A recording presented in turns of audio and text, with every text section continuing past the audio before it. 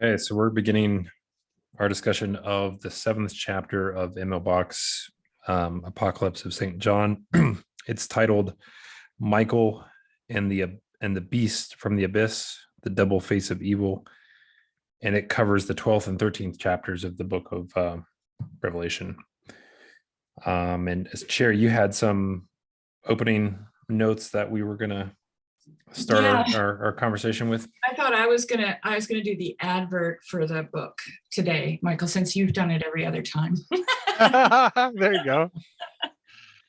So he has here written in the second chapter, he writes at the end, once the revelation of St. John is discovered and mastered, there will be no longer any need to look back to the mythologies of long past ages at the expense of Christianity.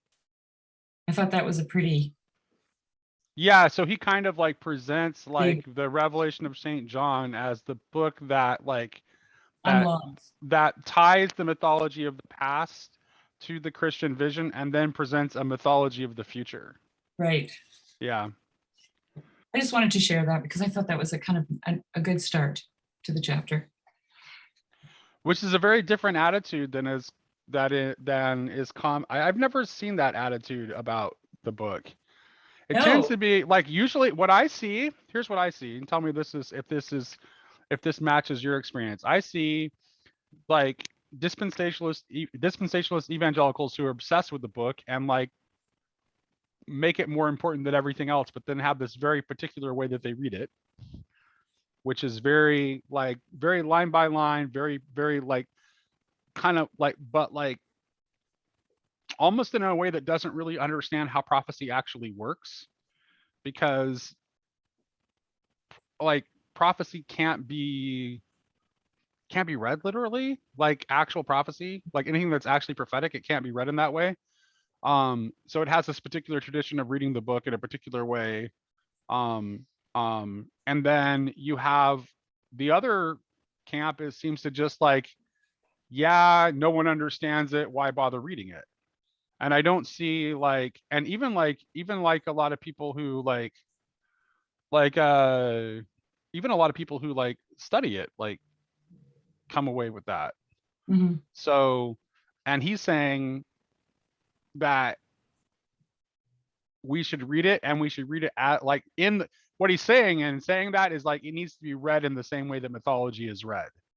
Right. It's instructive, actually. Which is what he's telling you, that it's speaking in the language of mythology, which is a symbolic language. Right. Well, it's written in that language, and it situates the Christian story within a larger universal history that he's saying it like subsumes that other history. Right. And I would actually I would say, can you read that quote like one more time? Yeah. Once the revelation of St. John is discovered and mastered, there will be no longer any need to look back to the mythologies of long past ages at the expense of Christianity. Gotcha. That's an interesting. Gotcha. So at the expense. So he's like, so he's saying that I'm interesting that he's saying that like they're people, a lot of people are like drawn to mythology because they want the symbolism and the enchantment, right, that you get from mythology, like when you engage with mythology, and they're not seeing that in Christianity. Do you think that for them it supersedes Christianity? Because John Verbeke uses the term ossification. He says Christianity is the very ground we walk on, but it has become ossified. It's kind of like that idea of looking at, who said that now? I don't remember if it was in here or Harding, but I think Chris, but here's the thing though, but yes, and Verbeke says that, and I think that Verbeke, when he says Christianity, his default, which is why he calls it, and this is all also connected to why he calls himself a non-theist. His default when he says Christianity is the Christianity which is radically separated nature from grace. Right, materialistic, right? Right. And is operating within like this particular like lens, like in the wake of nominalism. Well, but that's not really representative of, and I think he like lately he's been more honest about acknowledging that that's not representative of the entirety of the Christian tradition. And I would say it's not representative of the core of Christian tradition, which No, is it's certainly not representative of any of what like Pajot was doing, for example, at no, all. Like, but it is representative of Western Christianity. I think Tom Holland makes that argument too, doesn't he? And I never read Dominion, but well, I think Tom it Tom leads Hall, to secularism and materialism. yeah, but I think he's not necessarily seeing that as a negative thing from his. Oh, okay. Like, I don't think. I mean, he's like he's showing like he's kind of acknowledging how like secularity like comes out of Christianity, but then isn't honest about that's where it gets its value structure. But I don't think that Tom Holland necessarily sees secularity as a negative thing. Okay. I don't know. I've only read parts of Dominion. I mean, I just from Vervicki's whole. Frankly, I just didn't think there was anything. I mean, to be honest about, I mean, to me, what Tom Holland was saying was obvious, and wasn't anything that was. I'd thought that for a long time, but I also my educational. I mean, like Tom Holland is far more accomplished than I am, but we have similar educational backgrounds and we've read a lot of the same stuff. So it was just obvious to me that this difference between classical antiquity and Christianity that he emphasizes in his work, like that stark difference in terms of like its moral values, that was always obvious to me. That wasn't a revelation. I didn't need Tom Holland to see that. So I kind of like well, I never read the book, Nate, so maybe and I did. I only read part of it. Him. And then it's like I pretty much got what I wanted. I mean, you can't read every book, right? So it's like I kind of saw like, okay, this is what he's doing. Okay, this is not something that I need because it's already part of my vision. So it's like I set it aside. Now there are certain people that for whom like they don't see that, and Tom Holland helps them see that. I think Vervicki. Well, I think what I'm getting. Vervicki, since we're talking about him, would probably object strongly to Tom Holland's thesis because he doesn't because he actually I think he sees something in the Greeks that really isn't there. Well, I mean, I watched the first 25 episodes of The Meaning Crisis, and he kind of there demonstrates how we got to the meaning crisis through, philosophical thought, and then took a sharp turn at the Reformation, something like that, but anyway, we're getting off track. Right. I don't even remember why I mentioned it now. I don't either. We got completely sidetracked. So let's go okay. So we were talking about mythology. At the expense of Christianity. Right. So right. Well, I think right. So how did he phrase it again though? At the expense. So there will be no longer any need to look back to the mythologies of long past ages at the expense of Christianity. Okay. Yeah. Right. So, and I think that leans in that direction of a sort of Christian paganism. Do you think? I think what he's saying is that Christianity has access to like. He's pointing in the direction of like of how Christianity like basically redeems paganism. So it keeps the richness of the vision of a cosmos that is fully alive and enchanted, but it gives it a but it sees that it connects that to love. Right. Well, he does say further on, Nate, a couple paragraphs later, he says, Christianity is the consummation of mythology. Pre-Christian mythology is retrospective. Christian myth is prophetic and future-oriented. And there's just one sentence at the end. He says, instead of dreamlike retrospection, an active knocking at the door of the future is practiced, a rending of the veil before the mysteries which are only to be fully uncovered and realized in future eons. Well, and quite literally, the old mythological, or so the pagan mythology was it was backward looking, right? Yes. Like, yeah. so it was like it was a descent from a golden age, Mhm. and the idea was to keep the memory of the golden age alive. Whereas the Christian vision is like of like a descent of that toward the, from the future, coming out of the future and meeting us in the present, Mhm. and which is a completely different kind of mythology. But here's the part that I wanted to emphasize is that the meeting us in the present part, Yeah, well, yeah. because Okay. it's not, because the idea of that it only being, it's a mistake to think of it as only being delayed to the future. No, It comes out of the future to meet us, but it comes out of the future to meet us now, right. where we are. He makes a comparison to childhood. I'll just read this quickly. Go for it. There is another important difference between pre-Christian and Christian mythology. The myths of the past are the last fruits of the old vision, which humanity possessed in its childhood stage. The mythologies of the pre-Christian era are in themselves a conclusive proof that thousands of years ago, mankind was clairvoyant and lived in a completely different consciousness. And then further down, he says something very Barfieldian. He says, after the final extinction of the old clairvoyance, an extinction essential for the development of a waking day mind and the experience of freedom, an interval of intellectualism had to come, which considered itself superior to mythology as being synonymous with superstition. So that's like original participation and withdrawal. Yeah, it is. And it's interesting. I was just reading something from the Russian sociologist Soloviev. I think it was in Michael, you might have run across this too, because I think it was from Submerged Reality.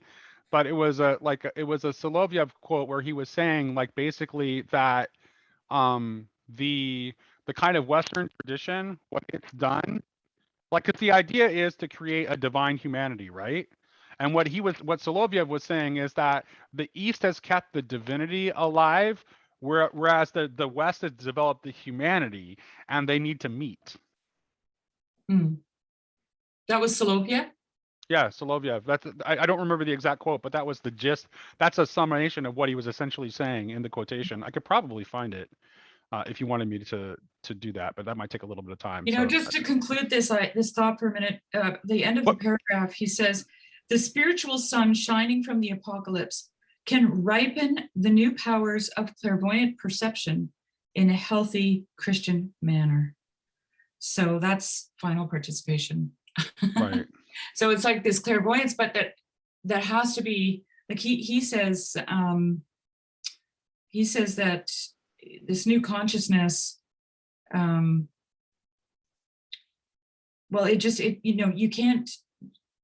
you have to have both. It's the same thing. Well, yeah, because it's like, well, I mean, like, just to jump ahead, like where he's going in this chapter, where he talks about, like, the title is Michael and the beast, from the beast, plural, from the abyss, Mhm. the double face of evil. And so he talks about, like, the Luciferic evil, right? Mhm. Which Mhm. might be like, so that might be that might be represented by aspects of original participation, I would say. Like He Barfield says you can't have art. What else was the other thing he said? You can't have art and creativity without it. He makes a really bold statement in here about it. He says Right. that it should serve you, right? But both those beasts should actually serve right, you. exactly. And the danger in the danger in the Luciferic direction is to get so caught up in the passions, right? And so caught up in, like, seeing the ego, seeing the gods, that you do things like, human sacrifice to the God. So you're so caught up in the passions, right? That's the Luciferic, versus the Ahrimanic evil, which is more Cold. associated with RAs, which is the evil of coldness, where you descend so far into materiality that you just like the world becomes a world of dead objects, and there's It's no life also, in it at all. And yeah, he says that Christ, rather than being an opposing pole, represents the golden mean in between the two poles of evil. right. And Luciferic also gets this associated with the individual, whereas Right. Ahrimanic Yes. is the Individualism collective. versus collectivism. The Right. collective, yeah. Yeah. And Which the- and the again, and Ahrimanic- Christ is the personalist middle in between the individualist and the collectivist. And the Ahrimanic looks kind of fumbly and kind of harmless. It's the little beast with the two horns, and it looks kind of like a lamb. Right. Because it's like, Interesting. because it's like, well, we're just pursuing objective truth. Yeah, yeah. Right. Mhm. Which is Greater here's the good. part. Now here's the Greater interesting good. part. This is the question I wanted to ask, that I was actually, he actually defied my intuition a little bit, because he says that that the Ahrimanic evil is, he says it's too much spirit Mhm. and not enough Yes. soul. Is that what he said? Yeah, Mhm. yeah. Yeah. And he says that the Luciferic is soul without spirit. Yeah. I'm going from memory here, but I'm thinking that's what he said. Yeah. That would not be my intuition at all. Why do you, okay, so yeah, that had me a bit, because So I spent a long time thinking about it, and here's what see if you guys, if this makes any sense to you. And I think like Barfield kind of like gave me a lens to think about what he's talking about here. And I think like he's using spirit here in connecting it to the Ahrimanic to talk about being like completely obsessed with the invisible. Right? Because the spirit is the invisible world, and the material is the visible world. And in a way, like our technological, like scientific age, it is in fact obsessed with the invisible, like the microscopic, the quantum, the digital. Like none of these are things that you can see or engage with in the material world.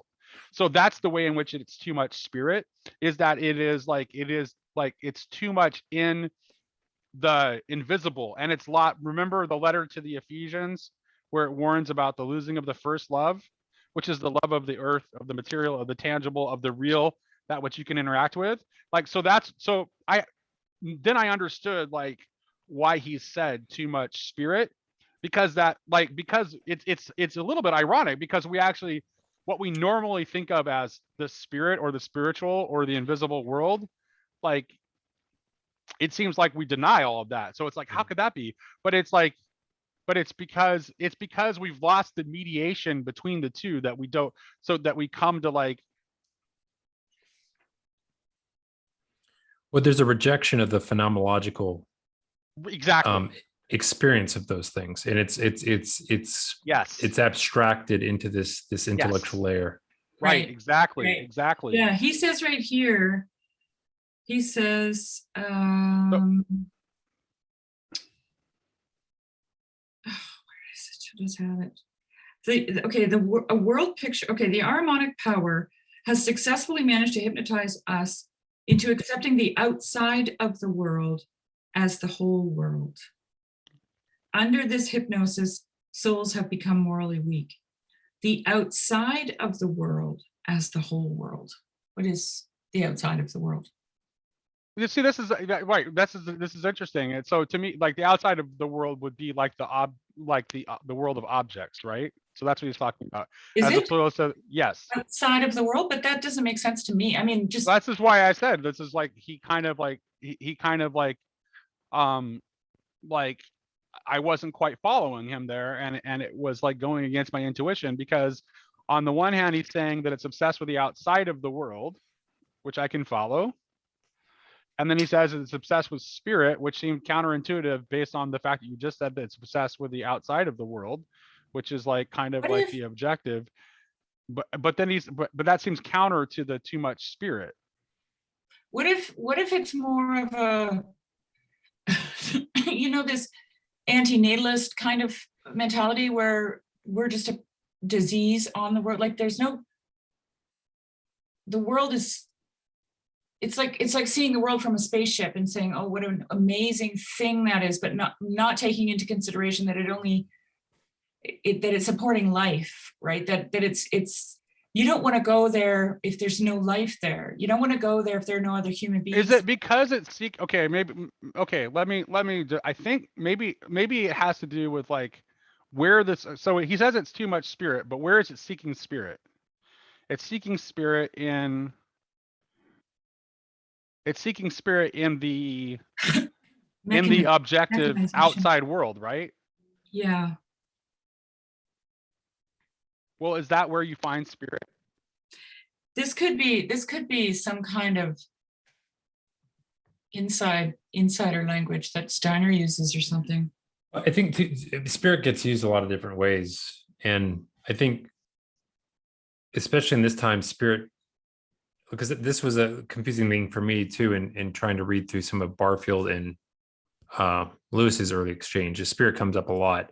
And I think it gets influenced a lot by Hegel and where he's specifically talking about mind when he's talking about spirit. Oh, completely different definition then? Yeah. Okay. So you think he means mind? Yeah, and it goes back to like because I just Karen actually just forwarded me something about Hegel, which he talks about like Hegel refers to Geist, which is like where we get ghost from, but the two, but really the way he's using it is this kind of aspect of mind is what he's trying to describe with it. And so I do think that's why in this particular bit, what he's talking about with spirit is that mind and but you're right, because it is these invisible subsensible layers or super sensible layers, so he's but actually they're abstract. So he's kind of using it in a double way where he's trying to like because its obsession with the invisible connects it to spirit in the sense of the invisible world. But clearly, but when he talks about being obsessed with the outside world, that connects it to the world of objects as perceived through the mind. And I'm like, it seems like he's using, it's a bit of a confusion that's kind of unavoidable, I think, because if you look at the way that Barfield uses the term unrepresented, he uses it in like confusing in multiple ways too. Well, he does say here, Nate, that we can only come to terms with Ahrimanic power through the liberation of thinking, through a breakthrough to a fully human spiritual thinking, which takes into account supersensible realities. Right. So, but that seems ironic because he also says it's too much spirit, but at the same time, it's a different definition of thinking. If it's mind, like Michael's saying, it makes sense. But because Barfield talks about thinking in multiple ways, and he says we kind of narrowly, like I'd say the way most people use thinking now is they mean propositional, kind of linear, like connected, like in a link chain, whereas what Barfield would use, and beta, right? Barfield and Steiner would talk about thinking as also perceiving. Mm-hmm, right. That's more fundamental. Yes. Yeah. But it's part of that. And we've kind of we've isolated this one part, and that's what we think of when we say someone's smart. That's what we're talking about, is like this one little tiny area of kind of propositional linear thinking. So that alpha beta, I never remember what they were, alpha and beta thinking.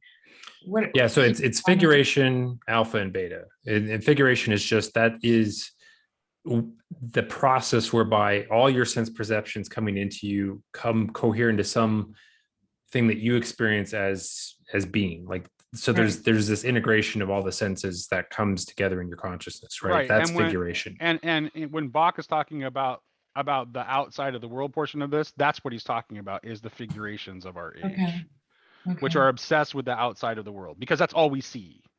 Yeah. So Okay.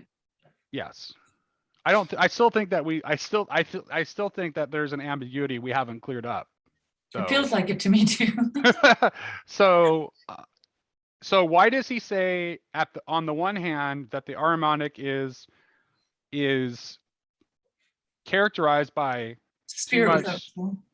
spirit without soul, but then at the same time he says that that spiritual seeing, did he say seeing? Oh, if he says seeing, that would make it sense to me. Does he say seeing or thinking? Thinking. Spiritual thinking. Fully human spiritual thinking. Fully human spiritual thinking. Yeah. So fully human is theosis, no? See, so Steiner, like, he has a lot of these things because what he's talking about doing is a quote unquote spiritual science, right? So like he's borrowing, he's trying to repurpose a lot of language from modernity and say, yes, there's something good in modernity, but it needs to be re-imbued with something that's been lost. And so it's whether that's an effective strategy or not to reclaim those words for his own purposes or not, versus I don't know. But there's definitely there's so much confusion, right? And yeah, because of the repurposing. Right now. That was my biggest Yeah. problem with Barfield, because he was repurposing words and I have these old definitions when I was reading them. I literally had to just write out a glossary and like, yeah. so just so I could remember his definition. But this is why it's so difficult to communicate, to have a truly novel idea and then successfully communicate it to other people. Yeah. Because Right. if you're going to do so, you're going to have to borrow existing language and then try and Make up your own, like Luke. Yeah. Imbue it with some sort of different. Okay. Let's just read over this really quick and see if we can parse it out. So he actually talks about this in the very end of the chapter. What then can the drama in the 12th and 13th chapters of the Apocalypse teach us who live in the midst of the spiritual conflict of the present age? We must enter into the role of the woman who goes into the wilderness. In the wilderness of solitude and reflection, the help of Michael will be granted to us. The wings of the eagle will be given. It is not without reason that the eagle is the sign of John, the evangelist and seer. The eagle wings of the apocalyptic vision carry us to high watchtowers from which we obtain a comprehensive view of our age and a knowledge of the spiritual aspect of world events. Thus, we are enabled to triumph over Lucifer's soul realm without spirit and Ahriman's spirituality without soul. We can aspire to a spirit-filled soul and an ensouled spirituality, and we can attain to inward sovereignty in both directions. Mhm. This is the religion of tranquility in the golden mean, the sphere of Christ. It is the same time the sphere of Michael, although it appears paradoxical to cultivate tranquility in the most effective way, is the most effective way of combating evil. We must not always be aggressive when we fight the spiritual battle. Out of a soul filled with peace, a new morality is born. At last, we can do what we have resolved to do. We no longer lag behind our purposes. Our souls have become weak through Ahriman, though through a tranquil living in the golden mean, they can become strong again. This is the battle which has to be fought today. Before the description in the revelation of St. John of Michael's fight with the dragon, we read in the last verse of chapter 11, the temple of God was opened in heaven, and there was seen the ark of his testament. Before the altar of the open temple, the battles are waged whereby victory is won over the powers of evil. With the sphere of the altar behind us, we shall be able to deal with evil in the spirit of Christ. Mhm. So, soul without spirit, spirit without soul.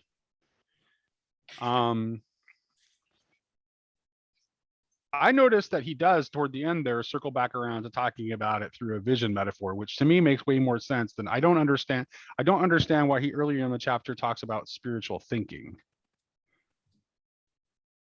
You don't understand? Is that what you said? No, because talking about it through the vision metaphor seems to make more sense to me.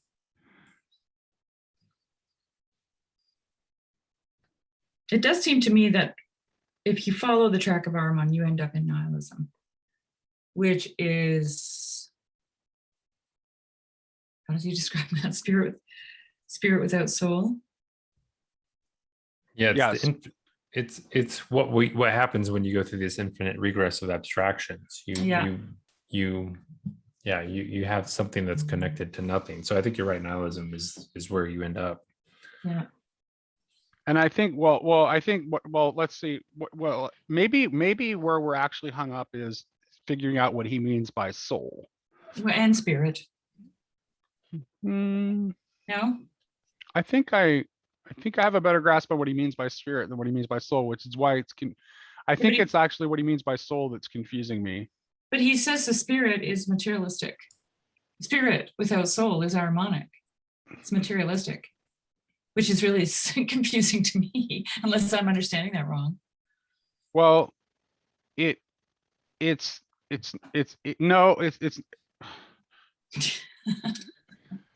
this is why it's so counterintuitive. I think talking about materialism is just confusing it, actually. Yeah. So it's well, it depends on how you mean materialism. Yeah. It's less confused if you, well. Do you think AI is spirit without soul? Let's try that. Yeah. Seems to fit. Okay, there it is. I think that might be it, Nate. What do you think that's it?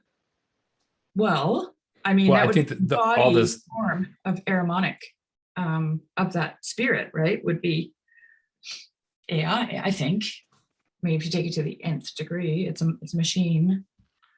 Yeah, like the machine is how this is why, okay, so the machine and materiality are how I would normally think of the Ahrimanic force. AI itself. Where he confused me in this chapter is calling that spirit without soul. Okay, well, it's like school spirit. It's like national spirit. It's AI has a spirit. It does have a disembodied element to it. It's why people imagine, uploading themselves to the cloud in their consciousness and living forever that way. Yeah. Right. Yeah. Right. The disembodiedness, and I that's why I'm like, that's where I turned. It's like I said, okay, I think he's like, basically, it's an obsession with the invisible, but how it seems like it's simultaneously an obsession with the invisible and a obsession with the material at the same time. Okay, well, if you were to think about it, but not the material real, though. That's the thing. Right. It's focused on the abstractions about those things, but almost necessarily means, which is not the actual you're going to get caught up in those abstractions as soon as those things become primary to one degree or another. You're going to be caught up in them. You mean possessed? Caught up? Yeah, definitely. I mean, yeah, I think it's funny today, like, if you think about how difficult it is, like, when you have talking heads on, in the media, arguing about something, there's never really any resolution, right? Because it's all abstractions of an abstraction of abstraction. I heard from this person, it's just information that came from this source, that came from that source. There's so little in the way of something like eyewitness testimony, or something like a personal story that actually is a real phenomenological experience that's being related. Like that's and if there was, it would be looked down upon as sort of like, so that was your emotional experience, but the information, the experts show. Right. And in fact, we are bombarded all the time with, and what we're fighting about is who are the experts. Like, so like side X says the experts are these people, side Y says they're these people, and like, it's this there's not a point of resolution, because it's all caught up in this spirit world of abstractions, where it doesn't ever get down to like let's do an experiment, in actual reality. I think, right. And this is why I said, I think how he's using soul comes down here, because I think what he means by soul is effectively life. Something like that. Yeah. It's So, but he seems to be using it in a negative aspect when he says just soul. Like, so he's saying like, Must be integrated. well, you can have too much soul. Like if you're like, let's say like, You can if you, have it. well, yeah, I mean, that's the like that's what he presents as the Luciferic evil, right? That's like where it's like, Passion. pride. what was that? I was thinking pride, like, this exaltation of the individual's ego, that which, because he talks about the two working in concert with each other. He says Ahriman comes in and kind of just Right. levels this field, and so that the Lucifer can come back earlier and assert itself and gain what it wants, which is, the assertion of various egos and But it's power but games. the Luciferic is magnetic and attractive and full of life and energy. It's Right. interesting that, like, I'd like to just say for anyone watching that the Luciferic and the Ahrimanic are actually representations of the two beasts Yeah. that come out from between, from under where the Yes. angel is standing. So the The- Luciferic is in the sea, Leviathan, and Leviathan. the Ahrimanic is on the dry land, the Behemoth, right? Yep. So, I think all of that symbolism also has to be taken into consideration. Water is always symbolic of very turbid emotion, heightened emotion. Right. It's too much in the passions versus too much in the head. Yeah, and Is the dry is land one way very of think is sterile one way is one way of thinking about it. and And I unproductive. think like that's like, to me, it's like, I guess that's the part that I object to is I do not like spirit being used as synonymous with Evil? intellect. I don't like I don't like it being I don't like it being used as synonymous with intellect. Yeah. Yeah, Um, I think it's just the way Steiner frames it. yeah. I just think I Personally. disagree with that, and I just need to get past that. And it's like, okay, I disagree with it. Let's go back and talk about the text on its own terms. Yeah. Because I still think there's a lot of useful stuff in the way he's framing this. I think it's very interesting, just the entire idea of rather than just like giving a Trinitarian twist Oh, yeah. to how we're to think about like the battle between good and evil, right? Instead of the battle between being good and evil being a struggle between two poles, he's like no, it's like the two poles are evil, Yeah. and the good is found in Christ in the middle, in the golden mean between these two extremes that tempt us. And that's much more of an ancient idea of virtue, Yeah. right? Right. Which is that, like, all these virtues are to do. There has to be some aspect in wisdom in how they're applied, right? Because, like, say something like courage, right? There's a sense when at some point courage becomes foolhardiness, right? Right. And at some point, going the other way, it's you're acting cowardly. So it's like the true point of courage is like somewhere in the middle. Right. Right. Which ties it back to the Greek pagan tradition. But here's the thing is like, especially if you look at like, let's see here, he's clearly at the same time making this very Christian, because he's tying that, he's tying that, like when he talks about like how sometimes like resistance is not the right mode. And he's talking about very much through even though he ties it to the pagan idea, he's still rooting it in a Christian understanding of like the mean being found in peace and love. So I want to talk a little bit about like how is it that, okay, let's take that for a minute, and then how do the Luciferic and Ahrimanic poles disrupt peace and love by drawing us out of that? Well, what I found really interesting is he links the number 666 to a number system based on sevens, where it's essentially the last thing before you get to like, Right. like some sort of cycle, right? So 7777 would be like, I don't know, I guess like 1,000 in this system, or Yeah. like, so it's like he associated with being like, say, like one stroke from midnight, Mhm. and Right. and associates this harmonic force with a sort of there's always some tyranny of the quote unquote urgent that's always driving our Yeah, behavior. that was really good, because that boy does that describes our world, right? Because it's always Mhm. like there's so many things that are like just drive you to the sense of urgency, and you're always being whipped up into this frenzy, this sense of urgency all the time. That's characteristic of our age. I think Um, it's I, even, oh, go ahead, Michael. I was just gonna which say, like in which the is gospel. disruption of peace, right? So like it's kind of hard to be, it's kind of hard to find like a moment of like peace and quiet contemplation if you're being filled that you have to rush all the time. Mhm. Yeah.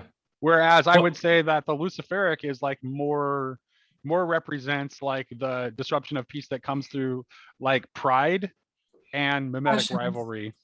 Mhm. well, it also, I think it also encourages you to stay caught up in your abstractions, right? Because the way you see through your idols, your abstractions, is you look at something, but then you keep looking, and you look to see where your map of it breaks down, and you look for where the light is shining through and says, oh yeah, there's actually something interesting here that I don't have currently mapped within this abstract, version of reality.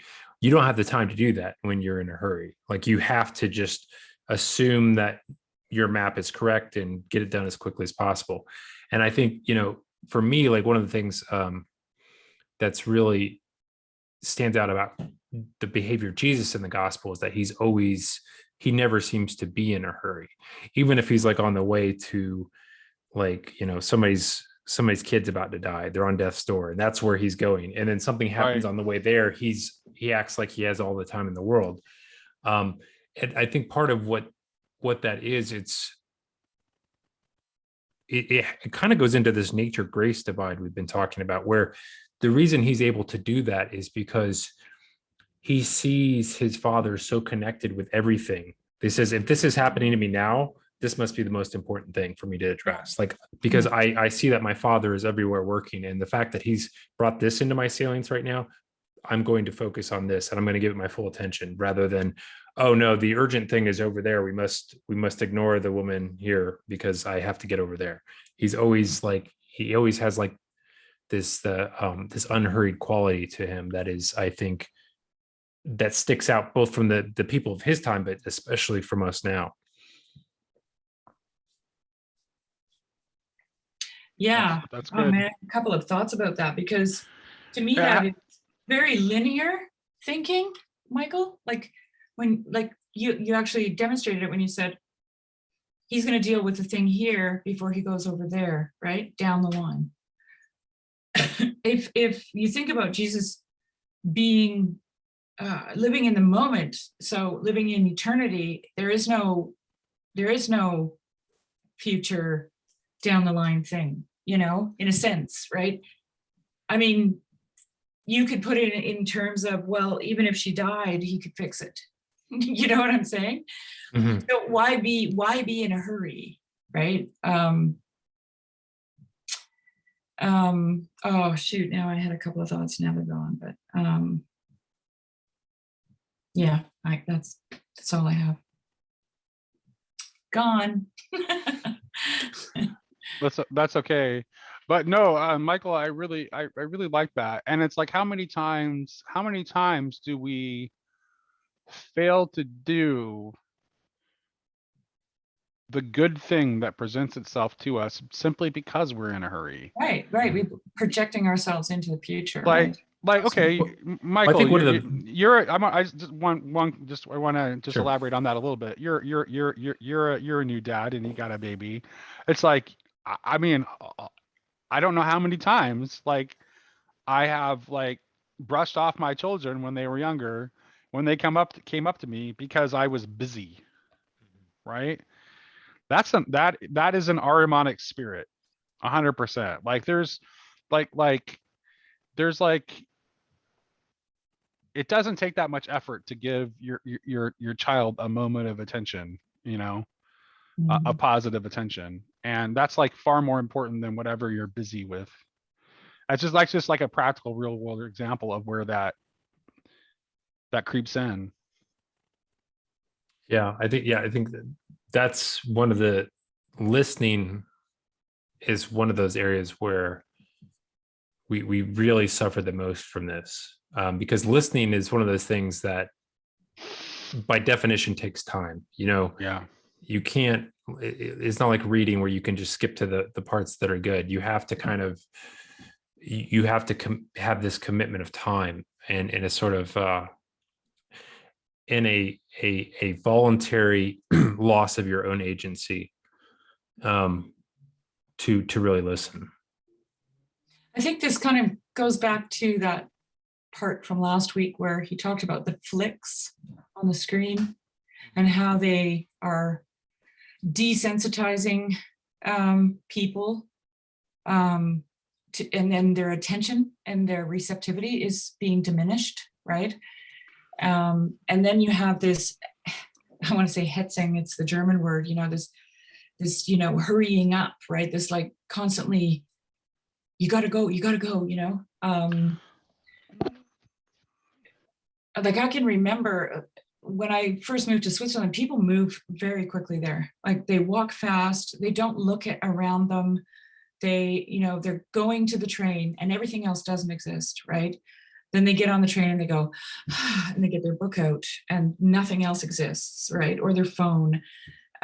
They get off the train, they go to work, and they don't, and I can remember going shopping with people or, visiting something, and they were always just thinking about the next thing on the list to do. And I was, because it was all new to me, I was taking in everything around me, right? And I was just like dilly-dallying and look at that, there's a gargoyle on that, kind of thing.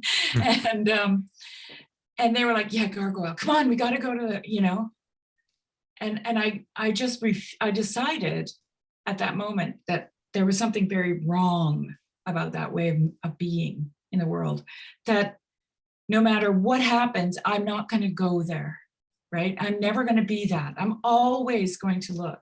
It's the cliche, stop and smell the roses, right? Right. And I too noticed that, Michael, when I was reading the Gospels, that Jesus was never in a hurry. He was never in a hurry, and I always understood that as a really good example of what it means to have faith in God, because just God can do. I'm curious, whatever. Sherry, if you see any connection between this and another big theme of the chapter, which is this Queen of Heaven, and some of the sort of passivity and receptivity that I think is often, I don't know. We should actually read some of that and start it, because that's kind of just one thing really. I just wanted to reinforce what you were saying really quick. It's like you got to think about like how in our culture, like let's say you meet somebody new, like one of the first questions out of your mouth almost invariably is going to be, oh, what do you do? Like this is like one of the first questions we ask when we meet someone. It's like we define people like we define people like by their activity, like by their busyness, like by their productivity. Like this is how, I mean, and it's like, here I have a cup of coffee like right next to me. It's like, look, I mean, it's no accident that like the overwhelmingly most popular drug in our culture is caffeine.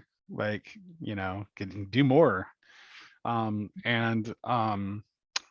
Yeah. So I just wanted to reinforce that really quick. And then yeah, let's move on to the Woman Crowned with Stars.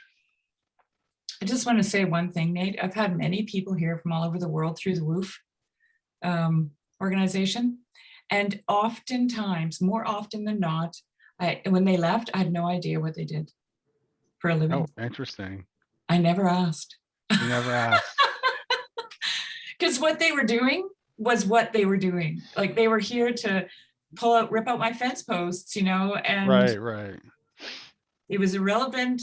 Not that I didn't care to know, but it was like, it was really in the moment, like where this is now, it's now, right? And the person that you were, I had one friend, she actually came back for a couple of years in Germany. And then I learned what she did. She worked in the marketing department for a city in Germany. And it kind of ruined something about what I saw in her, because now I saw a fumbling bureaucrat trying to rip out a fence post, right? And not Marisa doing it, you know? Yeah.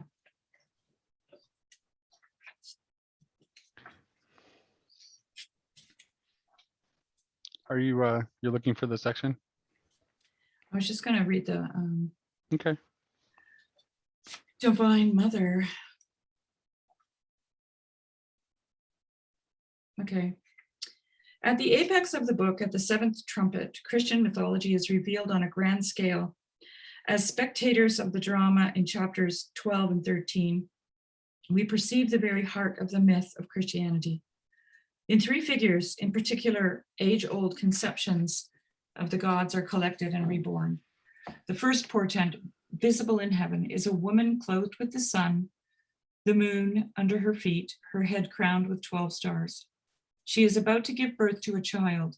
The second figure is the dragon, who lies in wait before the woman. The third figure is the archangel Michael, who with his hosts conquers the dragon and his train. The vision of a queen of heaven, the great divine mother who gives birth to her child, or already carries it on her arm, did not begin with the Christmas story. This picture is a universal possession of all the races of the earth. Should I go on, or? Yeah. No, go Yeah. for it. Yeah, please do. In ancient Egypt, men looked up to Isis, who bears the Horus child. The Greeks paid homage to Demeter, the great mother in Eleusis. And when they represented the goddess with an ear of corn in her hand, signifying that all creation on the earthly globe is her child, then Demeter Ceres appeared, only as a variation of the Heavenly Mother, carrying the child in her arms. Celtic Europe too had its Madonna. Thus, in the grotto of Chartres, which later became the crypt of the cathedral, the picture of the Virgo Paratura has been venerated from pre-Christian times, the Virgin who is to bring forth a child. Even in the Far East, the picture of the Virgin Mother with the child is known everywhere. With unearthly tenderness, the Quanon figures of Eastern Asia touch our souls. In short, the pictures of the Christian Madonna by Raphael and other painters would not be fully understood if they were assumed to represent only the historic figure of Mary and not also the cosmic archetype, which is a universal constituent of the myth of humanity. How Shall I did leave it there? the East Asian figures? How does that? How did he spell that again? K-W-A-N-N-O-N. What was that again? K-W-A-N-N-O-N. Quanon. I just want to see what they look like because I've never seen them before. Yeah, and I actually looked up this figure from the Grotto of Chartres because I was curious about that. My That's sister amazing. actually got married near there, because that's where her husband is from Chartres. And so I found this little write-up here. It said, for centuries, Our Lady of the Underworld, as I like to call her, was enthroned on an altar inscribed with the words Virgini Periturae, i.e. dedicated to the Virgin who will bear a child. These records referred to several ancient Christian legends which were recorded between 1201 and 1600, and they speak of pagans in Gaul, modern-day France, Rome, and Egypt, all worshiping an unknown virgin with a divine child who had been prophesied to them. Only generations later would they find out that the virgin and child that had been foretold to them would be Mary and Jesus of Nazareth. The legend concerning Chartres directly speaks highly of the Druids of that territory as learned wise men with prophetic vision.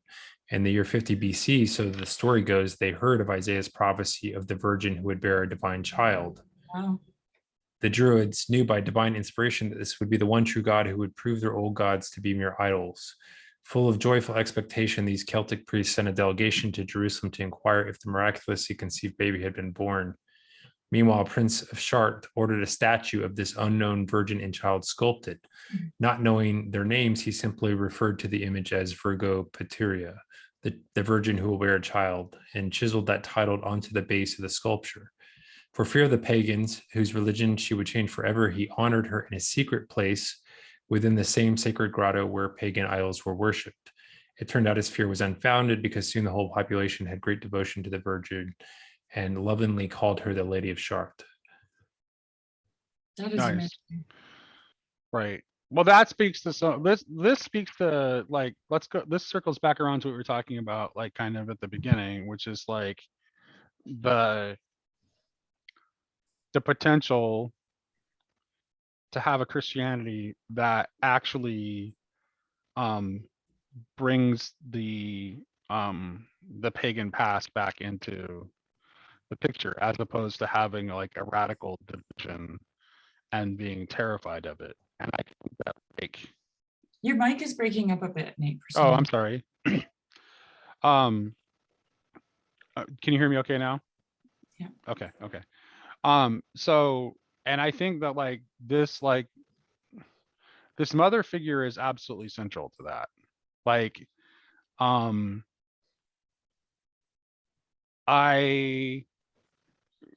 really, yeah, I really don't understand how Protestant Christianity can have cut itself off from that entirely. And it's mostly a fear of paganism that causes that to happen. So, okay, so if what is the consequence of losing the Heavenly Mother? Like at the end of the chapter, he talks about. It seems to me that it's the exact opposite, that one always falls into idols. Because it seems to me that this, I don't know, that there's something like there's something about the feminine aspect that points to a certain fullness and ineffable substance that necessarily gets lost when you don't have some representation of it. Well, it's connected to Earth, I would say. And Mhm. I think that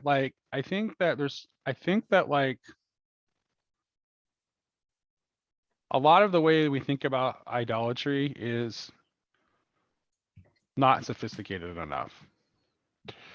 And I think that idolatry comes in a lot of different forms. And I think what idolatry is a wrong way of seeing.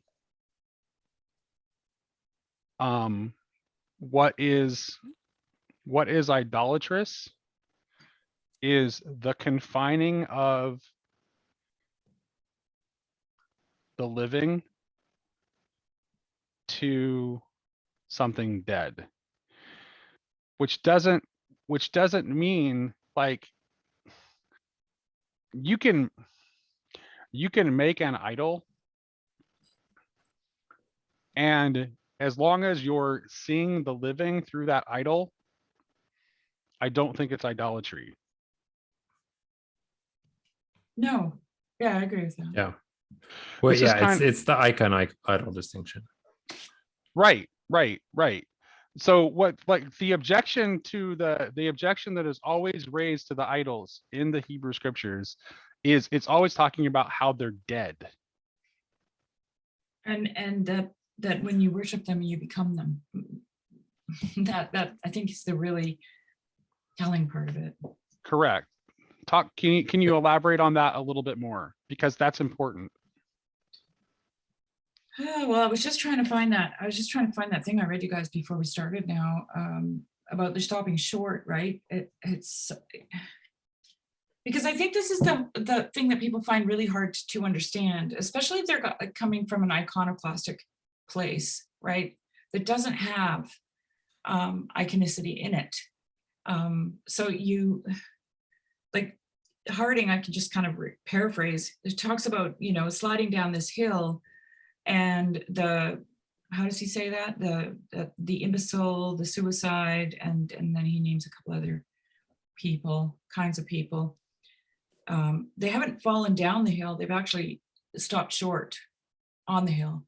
And to me, that is a perfect example of idolatry, because the game is actually to get to slide all the way, and it's an infinite hill, right?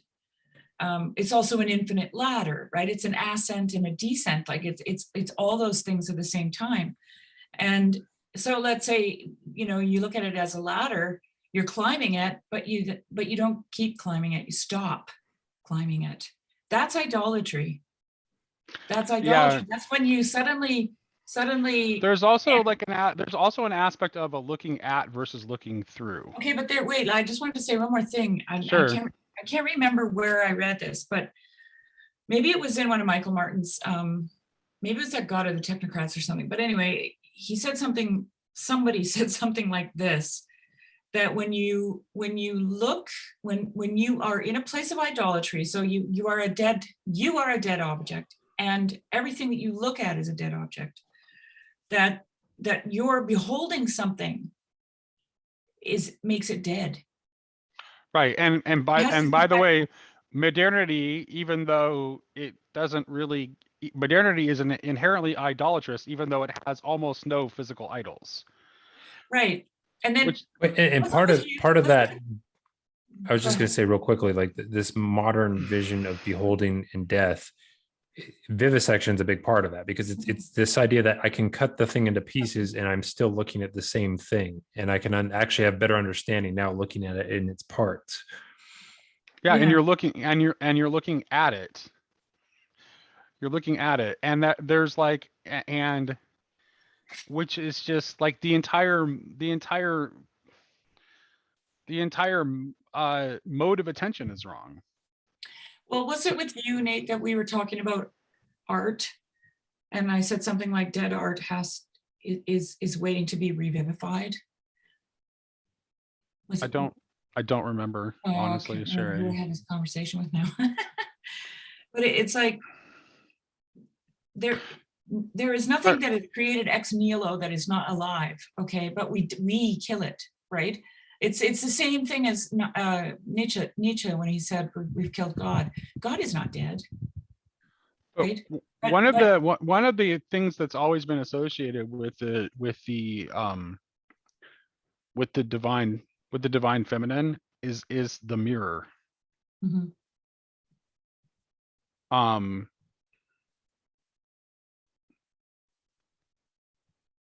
Yeah. There is something, to me anyway, there's something spiritual happening when you behold something. And I think, like we talked about this once, if you look at something to see something through it, like a mirror, or actually a looking glass. Yeah, right? looking glass is actually then you're seeing the world iconically. If you stop short, like Harding describes, at the thing itself, then that's where the demonic comes in, because the way I see it is you're creating a space, right? A room between you and the thing. If you're looking through something, that space is vast. It's not contained. But as soon as you stop short and then suddenly there's a container there. And to me, that's where the demonic comes in. And so that's why idolatry, if it's iconic, is not, an idol, if it's iconic, is not idolatry. I could take an icon and I could turn it into an idol. Right. You can turn anything into an idol. That's kind of the point that I'm trying to make. It's because it's like idolatry is a mode of attention. It is it's a disordered, it's a disordered way of seeing. Exactly. That's what idolatry is. And iconicity is a properly ordered way of seeing, where you're looking at where you're essentially you're looking through, you're using nature as a looking glass to see through to God. You know, Fantastes, the story of Fantastes does this so well, because he enters into a fairyland and everything is enchanted, right? Everything he sees.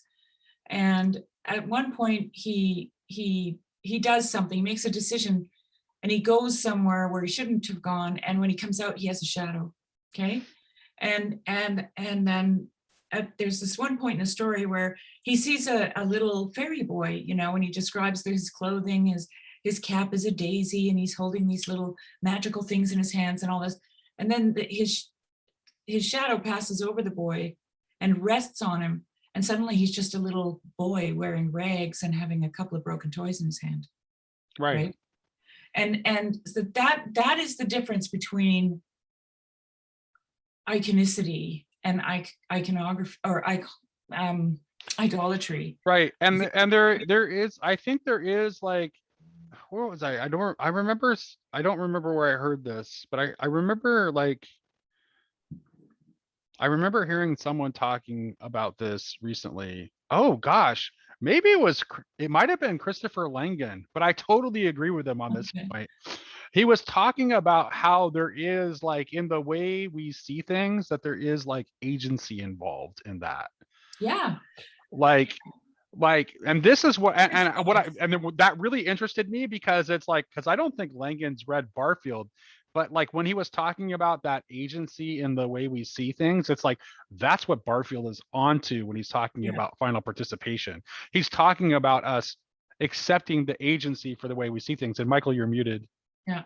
Oh, sorry. I was Yeah, just no saying problem. it's the agency is distributed, right? That's why it's collective consciousness, right? Because in some sense, a lot of it is habit, right? And some of that habit comes from, again, like, because language is so key to this, right? So like the way I use a word right now has a whole long history to me that I'm not even fully aware of, and yet I'm pulling into the present every time I use this stuff. And so those habits shape my thinking, feeling, sensing, seeing capabilities. You know, And the so interesting. yeah, Oh, sorry. But that raises all kinds of, when you talk about it being like distributed and collective, that raises all kinds of questions about, like, about the problems being created by the forces of Ahriman in the world, and like propaganda and technique, and like all kind that open that like that's why it's hard not to become pessimistic. And I think Barfield, I mean, he wouldn't necessarily, I'm using sort of more of Lul's language, but I think he saw some of the same dark potentiality there. It makes it hard to be optimistic, because it's like, where is the way out of that? Because you do need to have like a critical mass of like enough. And it's, here's the stupid part of it, is everybody already sees it, but they get talked out of being honest about what they see because of the pressures that exist for them to say that they see something other than what they actually see. So if I go back to the story of Fantastes, his agency was exercised when he desired to go into a room that he shouldn't have gone into. He was given advice by a wise woman not to go there. And he went anyway. And when he came out, he had a shadow. And that shadow fell on things. It had its own agency, and it grew as well. And it made his world monochromatic and monotonous and boring, right? And it disenchanted everything. And it's, you know, when you're talking about agency, I don't know if it's a minute by minute kind of agency, or if it's a choice that you make at some point to go into that room, whatever it might be.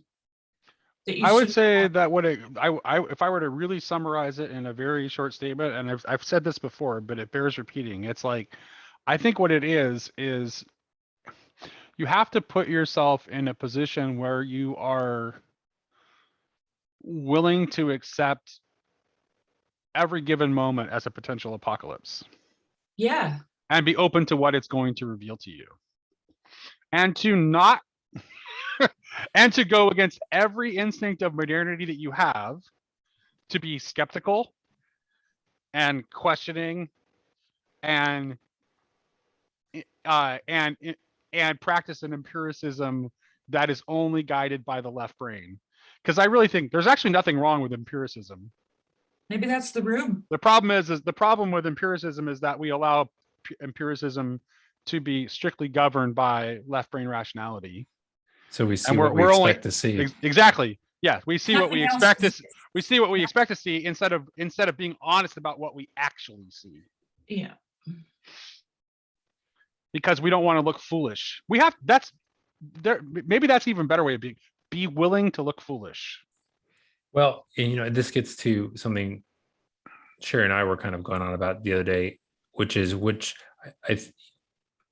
in terms of enabling what this turn, right, this agency we're talking about. I think conceptually for me, I see humility being kind of the starting point. And for Sherry, she was saying she sees gratitude. But I think those two are kind of, they're intertwined with one another. Yeah. No, they are. I see them as intertwined too. And humility is right, because you know what? If you're humble, you don't care if you look the fool. No. Yeah. You absolutely do not care if you look the fool. And if you're grateful, you have this sense that it's all been given to you anyway. So it's not a sense of having lost something if it's taken away. Right. You don't own anything. Right. You don't own anything. Right. So there's nothing to lose because nothing belongs to you to begin with. And it's everything is a gift. And I've often said that too, you know, like when Jesus goes and collects, you know, in the parable of the wedding feast, all the people that don't go are people who have something to lose. And all the people that end up going are people who have nothing to lose. Right. That's what that story, I mean, I was homeless on the street. Okay. I lived that life. And I know that if someone invited me to a wedding feast, I would have been on my feet in about 2 seconds flat. Free food, hello, you know, and it wouldn't matter to me where it was or anything, because I have nothing to lose. I have no food and no roof over my head. And that would have been for me a few minutes of it, right? A food and a roof over my head. This is where this, by the way, is, I think this is like John Vervaeke. It's like, he like sees so many things so clearly, but I think this is the thing that he gets tripped up on. It's like, he's like, and it's like this hyper modernist impulse to like want to see through the bullshit and wanting to be like taken seriously. And we talked about this yesterday, me and CW. He said to me, what if you make a mistake, right? So we were talking about interpreting scripture, and I said, well, by whose interpretation, right? Right. And then he said, well, what if you make a mistake? And I said, how else are you going to learn? Like, right, but he's a Calvinist though, right? So as a Calvinist, he thinks if he makes a mistake, his soul is on the line. Right. But the point is, you cannot live. How can you not make a mistake? Because whose interpretation are you going to go by? And are they perfect? Right. So we ended up having a really long conversation just about that, about making mistakes and how that is a process of growing and understanding and wisdom. Right. That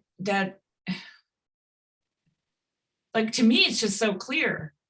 You have a child and, do they get up and just walk? Right. No, they fall down and they bump their heads and they, I met a woman who lived in the wilderness. They never lived in a house. She had 7 children. She had a campfire that she cooked over. She had a 2-year-old, and the thing was toddling around this fire, losing its balance. And the campfire had these big stones around it and they were hot, right? Like hot, flat stones that if anyone tripped and fell, they would naturally go to hold themselves on. And this little baby's just like, going around this campfire. And I went to grab it at one point. She goes, no, he's fine. He knows how to navigate around the campfire, right? Why does it? Because he probably fell and burned himself once. Like, seriously, that's the only thing that would have taught him. He didn't get a handbook on how to walk around the campfire. But I would say, so here's the thing.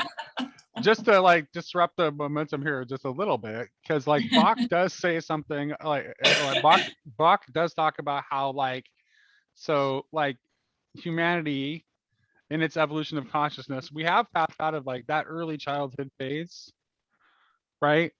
Yeah, he does talk about We have, childhood. we have, I'd say we're still the children of God. And that's important to keep in mind, because the way some people talk about God and the way he views his creation, they lose sight of that fact. And I don't think that only a certain portion of humanity are the children of God. That's completely incoherent, and that doesn't make any sense. I don't want to get into that right now, but like, we're not, we're we have we're not completely in that like early childhood stage anymore, right? So we're like we're entering like maybe an older stage of childhood where we are expected to like accept a higher degree of agency, right? So it's like, that's why there's no like there's no pathway back to original Well, participation. if you know, Nate, if you go back to Harding's 4 stages of life, I think they're really, Right. they map on well to this, right? So you have this childlike toddler stage, and then you have the teenager years, which is he says most people are in, right, as adults, and Right. that's when everything kind of comes. And then you have the seer, who takes all of that, what they think they are, right, and puts it into perspective, doesn't put it away, but puts it into perspective, and then is able to slow everything down, which is anti-Ermonic, right? If you Right. think about that. Ermonic wants to hurry everything up so that you miss all the stuff along the way, right? But the seer is able to put it into perspective and slow it all down. And you know, there is something about elderly people, that is very, children love to sit in the lap of an elderly person because there is no hurry for them to grow up. There are no, it's, what is it? It is a kind of timelessness, right? It's a kind of, everything will be okay, even when you make mistakes, you know, and this is why I say to people, time is our friend, because as you get older, you see this, you know, you see that all the things that you were worried about with your first kid don't matter by the time you get to your third kid. Your third kid has it easy because you're not like freaking out about their manners, and you know, you realize that of course they're going to have manners one day. You know, I don't have to drill them in, you know. Of course they're going to make their bed because, you know, that's my expectation or whatever. And there's something about the seer, the older, wiser person who, Well, the seer is like the child, but more than the child. So I think that's the yeah, like, and that I would say that that's that's what the I'm trying to difference. say. That's the difference between like, There's a camaraderie between the grandchild and the grandparent. When for they, sure. when the child goes to the grandparent, they feel understood, right? They feel known because it's a place of rest and peace and no pressure. There's no pressure from grandparents. Not everyone gets, but not everyone gets to that seer stage of development, though. Like, you know, some No, people, there are old people who are still stuck in like, well, that's the you know, ideal. spiritual adolescence. You get what I'm saying, right? That's Right. kind of Yeah. the No. ideal. Yeah. Right. Yeah. Right. Yeah. Like, what was it like? What was it you that was talking about the grandfather in a kilt surrounded by I think it was a while back. You were talking about that image. Like, I could Remember? swear that was you. Oh, really? Oh, yeah. It was something from McDonald. But the point is that like the difference is that the seer has like has the childlikeness and the wisdom at the same time. Yeah. Yeah, that childlikeness, that is the open door, right? That invites people in. you know, you have these characters in George MacDonald's stories all the time. They're wise women, and their door is open, and they're usually sitting by a fire, and they're so inviting, right? It's all coziness, and they're And old. and when you meet older people who have that, like, have really come to that sort of seer like wisdom in life, they have some like pretty predictable traits. Like, first of all, there's no pretense. No. No pretense whatsoever. They don't care. They're not going to put on airs, and they are not going to care what you think. And they usually love everyone equally. Yeah. They have a lot of grace for people, right? And that comes from knowing that in the end it'll all be fine. That's And the thing, knowing though. knowing Yeah. that it'll all be fine, I think too, is some of that is being aware of the limits of one's own agency. Yeah. That everything So doesn't fall on you. yeah, so being aware that of your agency and the little difference you can make, but also being aware of the limits to that, and that this does fall in the lap of something bigger than you. Mhm. Mhm. Yeah. Yeah. Well, that is kind of what you end up seeing.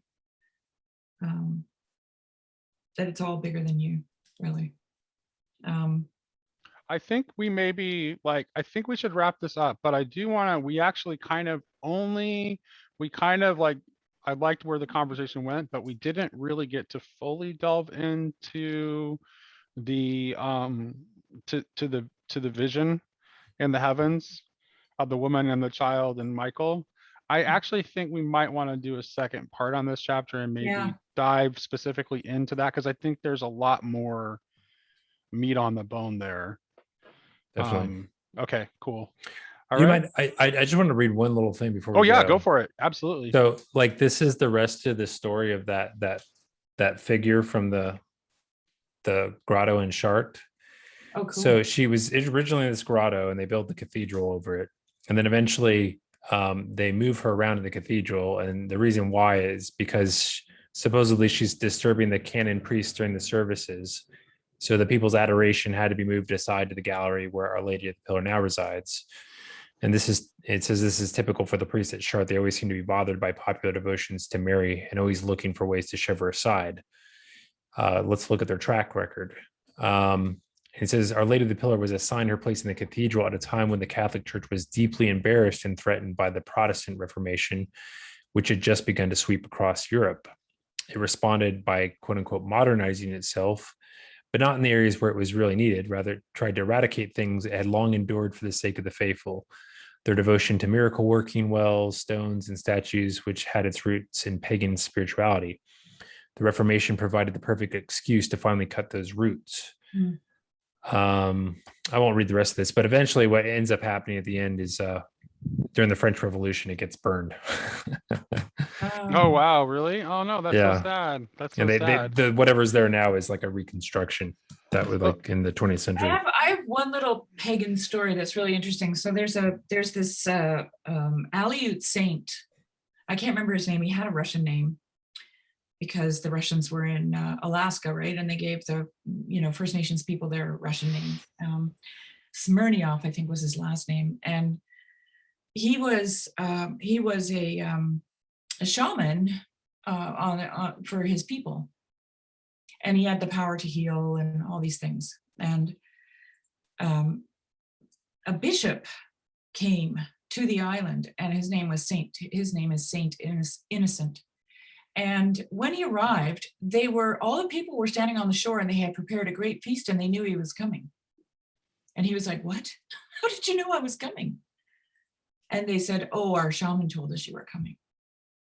And so he went to the shaman and he said, "How did you know I was coming?" He said, "Oh, I have I commune with two creatures of light," he called them, "and they told me that you were coming and that I should prepare a feast for you." So we did. And Saint Innocent said, "Well, could I possibly meet your friends?" And he said, "Well, I'll ask them." And then Saint Innocent left. He said, okay, well, I'm going to get permission from the bishop to meet them, right? And then he left, and of course, these journeys that they made took years. When he came back, the shaman said, okay, you can meet them. And the bishop, and then Saint Innocent said, well, I talked to the bishop, he gave me permission, but you know what? I'm not going to bother because I see the fruit, right? And so what ended up happening, they had like this mass conversion on the beach, basically, of all these people to Christianity because of these two light beings that were visiting with the shaman. And the shaman had said to Saint Innocent, will you please tell my people not to call me a shaman because I don't like that. I'm not a shaman, right? I'm a Christian. And he learned this from these two beings. Like, it's an amazing story. Just an amazing story. What was the name of the guy? The saint?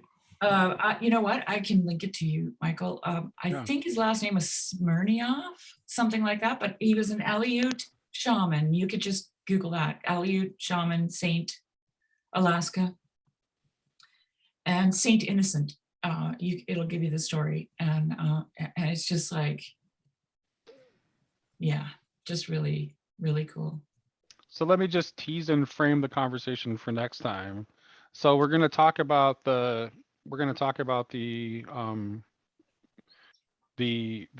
image of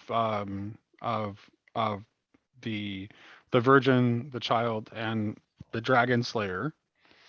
And then I think we should probably talk about that in the context of what Bock says, but then I think we should also go ahead and tie that into a larger conversation about Sophiology and the divine feminine. Cool. Because I think I think I think that's warranted for sure. Yeah, I think so too. I don't have a journal, you guys. We just stopped the recording.